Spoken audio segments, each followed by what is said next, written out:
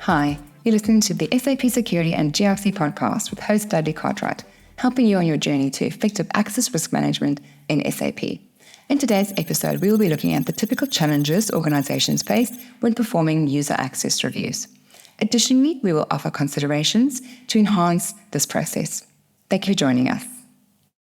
Welcome, everyone. Welcome to today's podcast, where we are going to be chatting about the challenges that some organizations have with their user access review process. So today we're joined by Emile Steyn. Again, welcome, Emile. And for the first time, we've got Monray Williams. Welcome, Monray. Thank you for joining us. Monray comes with a wealth of audit experience, having been a partner previously at one of the big four audit firms. And he's now director at CGS, who assists organizations with a lot of audit, compliance, and governance activities. So thanks, Monray, for joining us today. Thank you for having me. So before we begin, I think let's just remind ourselves, what the purpose of the user access review process is. I think SAP users access is constantly changing. So in the business as usual process, when someone needs additional access, whether they're moving internally or if their function changes slightly and they need additional access, they will request new access, and that will form part of the sort of SAP access change request process, where it will be logged with help desk. It'll possibly be pushed through an access control solution to see if any risk is associated with that role assignment. But there will be a review and approval process for that additional access. But for the access that's now been assigned to that user for a number of years, how do we determine whether that access is still relevant and appropriate for that user? So the user access review process is a form of control to review effectively the older access that users may have to determine, is it still relevant and applicable for what that person is doing today? So I think another way of sort of explaining it, it's a control to negate SAP authorization creep. So we're constantly reviewing users' access and just determining, is it still relevant? It may have been approved 5 years ago, a particular user to role assignment, but who's to say that that role is still relevant or applicable or appropriate for that user today? So the user access review process is where business users or line managers will review everyone's access to determine which access is still relevant and appropriate. Okay, so Emile, maybe to start off with, we're talking specifically about the user access review process, but there are a number of other review types which are not as common, but maybe we can just start off with just talking a little bit about some of the other review types before we get into the user access review. Yes, thank you, Dudley. So yes, the user access review, that's obviously the most common one, and it's also because it is required by certain regulations like SOX and JSOX around the world. But when you perform the user access review, is also reliant on other areas of access control. And so some of that is the rule set. So your rule set basically determines what needs to be reviewed. So if your rule set is out of date, it's not specific to your organization, then that has a direct impact on the quality of your user access review. So it is also important then to make sure that that rule set is continuously reviewed and remains relevant for your organization. Then I think the area that's sometimes a little, I don't want to say that people don't care about it, but you're performing a user access review to make sure the roles are appropriate, but no one actually performs a review on the role content. So that is also quite important to make sure that the roles that are being assigned to users actually contains the correct access. So that is often also a more complicated task because it goes down to a very technical level, and that usually requires a very specific person, a role owner, business process owner that understands the technical side of SAP to review the role content. I think those are probably the two I'll focus on now. There are items like mitigating control reviews and so on, and policies and procedures that needs to be reviewed quite often, but I think more specifically to the user access review, I think it's the rule set and the role content. Yeah, and unfortunately, we're not seeing too many organizations performing the rule set review. They may have done a rule set customization project, but it's not that common that organizations are reviewing that on an annual basis, which is unfortunate that that's not happening, but it is obviously something that we're trying to encourage our customers to try and do. Monray, to bring you in now, if you can you just share some of the challenges that you're seeing some organizations have when they are performing their user access reviews? Yeah, Dudley, I think typically what we find is that firstly, the managers are all under pressure. So they've got a time constraint. Due to that, sometimes the depth and the attention that they pay to the review itself is not sufficient. But we see two types of things that typically happens, where information that they get to perform these reviews are inadequate. So it's either too superficial and at a level that doesn't have enough detail to actually properly assess any incompatibilities or any inappropriate access, or otherwise it becomes too technical. The IT departments are typically known to provide information at a very technical detail, and therefore the managers who's not that technically inclined battle to understand what they're actually reviewing.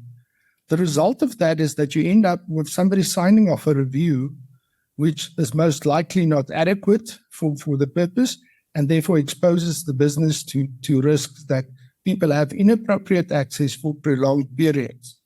Now, with that, the risk, and especially in the days that we're living with all the cybercrime around, that allows, if people have left the organization, that creates the gap for criminals to use these dormant accounts to do either criminal activities, or you have the internal threat where users that remains in the organization users that left the organization's access and create even a bigger segregation of duty issues by having two different profiles that gives them access to multiple roles. So, Monray, you mentioned there that these activities can be quite time consuming. And I think, we're seeing a number of customers, organizations take many months to complete the user access review, sometimes taking 6 months to complete that activity. So it is becoming quite a time consuming activity. And I think the longer they take, the more frustrated those business users get in having to perform that activity or trying to complete that activity. But there's also a consideration for if those reviews are taking, too long, there could also be an audit finding from the fact that those reviews were not completed in the sort of allocated time for that. So organizations do need to also consider how do they become more efficient at those activities and complete them within the stipulated time frame. So I don't know if there's any, Emile, that you want to jump in anything on that. Yeah, I think that's a great point, Dudley. The fact that the review takes too long to complete, if it actually directly contributes to the effectiveness of that control. So if the control takes 8 months to complete, then it means the control becomes less effective. And then by the time that review has been completed, it's actually due to start another one. So I think Monray touched on a couple of items there to, the challenges. And I think it's just also the way in which the information is being presented. I think that's the key here, is that it's either too complex, or the people that's been tasked with this review doesn't have enough understanding of SAP to actually make a decision on whether the access is appropriate. Yeah. And so when we look at some of the info, if the information is sort of incomplete or there's not enough information for the reviewer to go on, I suppose we can get into the discussion around the manual review versus making use of a solution for that. So the manual review, if it's done in spreadsheet, it's very difficult to bring in usage information or risk information into that. So the decision is usually just based on the role name, and the reviewer is just making a decision based on whether that role name looks appropriate for that. So there is a huge advantage for organizations who are doing the review in spreadsheet or manually to consider making use of a solution where the information just can be presented better. But I think still is very important that that it's not complex and it's not too much information that's being presented. Otherwise, I think it just becomes too sort of cumbersome or labor intensive for those reviewers to complete that activity. sorry to come back to your point around the timing. Your auditors typically require that you at least once, preferably twice a year, do a review. And if you don't complete that review in the year under review, it actually becomes irrelevant because you then didn't execute the control for that period. So these instances where it runs over multiple months and that ultimately result in it running over multiple years as well.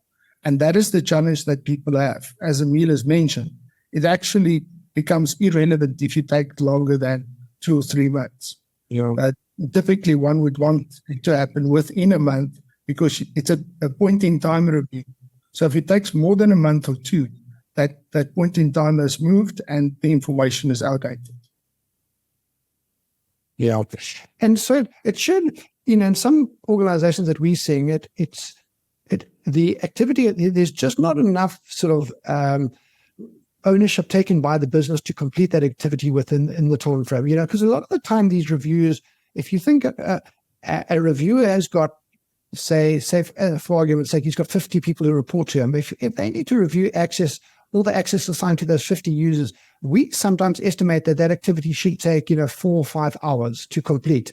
So it just is something that should be able to be done in a 1 month or 2 month period, but it obviously is just competing with those reviewers' other activities. It's often not a priority, or it's one of those type of activities that, because it's done so infrequently, the reviewers forget how to do that activity, and they don't get started with it because it's done so infrequently that they can't remember how that activity needs to be done, and they just keep putting it off. Okay, so we've chatted there about some of the process around this. So maybe we can just share some of your ideas around the sort of improvements or recommendations that we can see to improve this process. Maybe just defining process better, because I think people deal with it as an ad hoc process and not as a defined process that happens. I believe a business should have a rhythm. And if this becomes part of the rhythm of the business, they know it happens quarterly. The method of doing it is well known. And the outcomes gives them comfort and helps them with their risk management. I think that would embed it better in the business. The point I'd like to add, Monray, if it's okay with you, not Steyn, something you wanted to add, was just that typically the most effort goes into the first review. Because as we discussed yesterday, if your access control is working properly, then and the access request process is working properly and there's proper approvals at that level, then it means there's less reliance placed on the user access review or the annual or biannual review process. Because then if I was involved in the user access request, I know exactly what the role I approved 3 months ago, or why the user actually requires it. And it makes it much easier for me to approve it during the user access review. And your point is so good. And maybe going back to the audit angle to this. Auditors typically first look at your user access management for new users, modification of user access, and terminations. Now, in a lot of organizations, we find that discipline is not adequate and being effectively implemented, especially when it comes to modification and terminations. People get moved around, they get allocated new access, but the old access is not taken away. Or people leave and HR doesn't notify IT, so you end up with the user still having user access, although they left the organization. Because of that failure, the auditors then go back and then they have to rely on the detective control being user access reviews. So if the business can get the primary control right and the effectiveness there very high, then the reliance on the detective control goes down. But in 9 out of 10 audit, I would say, we find that people fail terminations. Now, then the auditors have to investigate. Did the person use the access post leaving the organization? Was there any fraud? And was there any activity and what that activity was? So if the primary control works, less reliance on the user access removal. What we as auditors fail to do is to communicate that to our clients so that they understand where the primary control is. And if we do that, it will help ease the pressure. Just summarize, I think it's important to keep it simple. I think both Emile and Monray have mentioned that. Try and keep these reviews as simple as possible. That maybe include something like only include roles that contribute to risk, reduce the effort it will take to sort of complete the review. And also, as Emile mentioned earlier, I think it's important to split the reviews, have a role content review as a separate activity and then the user to role review. So business users are not expected to review, a lot of detailed transactions. They're only reviewing the user to role relationship.